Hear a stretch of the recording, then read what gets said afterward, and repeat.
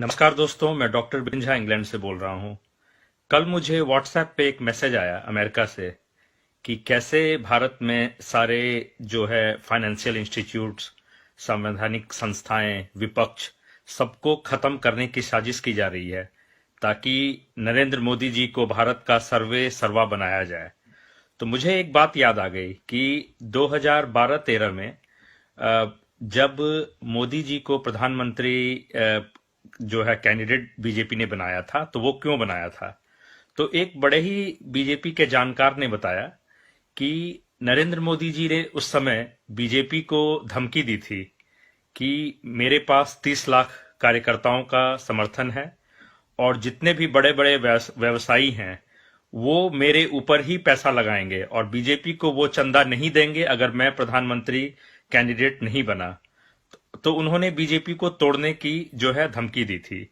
तो उसकी वजह से लाल कृष्ण आडवाणी, अरुण जेटली जी और कई बड़े नेता जो थे उनको मानना पड़ा कि इनको जो है प्रधानमंत्री उम्मीदवार बनाया जाए, क्योंकि अगर वो नहीं बनाते तो बीजेपी टूट जाती। और वैसे ही बीजेपी जो है सालों से छटपटा रही थी कि कैसे सत्ता में आया जाए। तो वो अन्ना आंदोलन जो एक प्रायोजित था कि कांग्रेस सरकार को बदनाम करने की, उसके बाद जो है जो व्यवसायी जो घराना थे वो मोदी जी के ऊपर इसलिए पैसा लगाना चाहते थे क्योंकि उन्हें पता था कि इनके माध्यम से फिर हम अपना मकसद पूरा कर सकते हैं। और आपने देखा होगा कि 5 साल में मोदी जी ने कितने देशों की यात्रा की थी। तो उसका कारण ये था कि जो भी व्यवसायियों ने जो 2000-3000 करोड़ इनके इलेक्शन कैंपेन में लगाया, तो उससे कहीं ज्यादा उन्होंने वसूल लिया।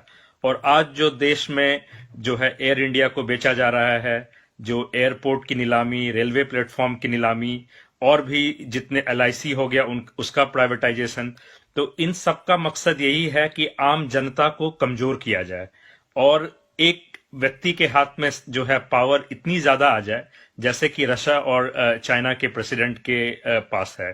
तो इसीलिए हर राज्यों में सरकारों को गिराने की कोशिश की जा रही है ताकि हर जगह बीजेपी जो है सरकार बनाए और राज्यसभा में अपनी बहुमत ले ले।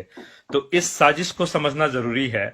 देश जो है आज एक बहुत बड़े मुसीबत में है और हम सबको खड़े होने की जरूरत है, क्योंकि गुलामी सिर्फ अंग्रेजों जो है और मुगलों की नहीं हुई थी।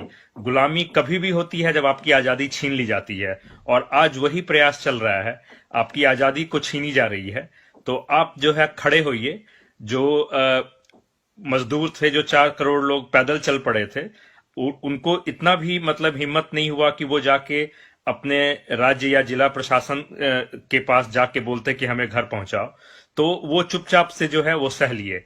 और ये जान लीजिए कि जो गुलाम होता है वो हमेशा जो सफर करता है वो कमजोर तबका करता है। जो जो संपन्न लोग होता है, वो चाहे अंग्रेज थे चाहे मुगल, वो ना कभी गुलाम हुए थे ना आगे कभी गुलाम होंगे।